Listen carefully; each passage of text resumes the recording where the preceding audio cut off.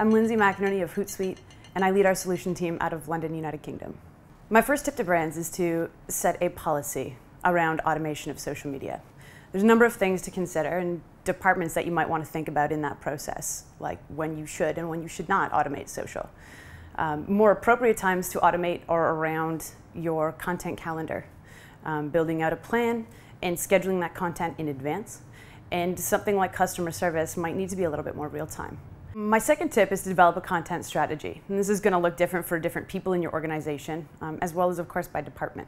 Marketers know typically in advance a lot of different content that they need to play out around different themes and special dates during the year. But even sales leaders can consider scheduling their content and putting together a content strategy, maybe even just using 10 minutes at the beginning of every month to go ahead and fill their calendar to make sure that they've got regularly occurring fresh content and can be seen as thought leaders in their industry.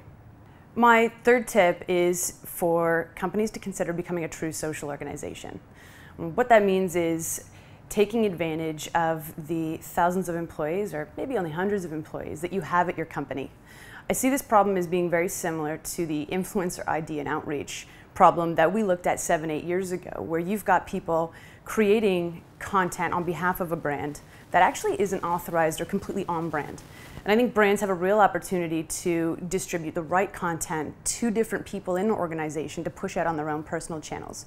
And if you think about the numbers, it gets very interesting.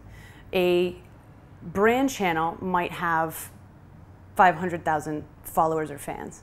But if you take advantage of every single follower and fan of all of the different people in your company, you can increase your reach exponentially. My fourth tip is to analyze and be flexible in your approach.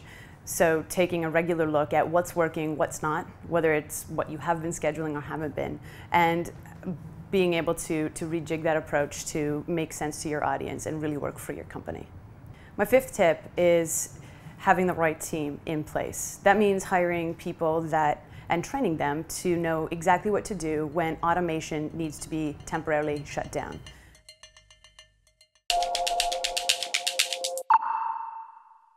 You know, Facebook and Twitter and WhatsApp and Line and Pinterest and all these different platforms. And the space is so dynamic that we need to build essentially a learning machine where we're constantly trying out different ideas.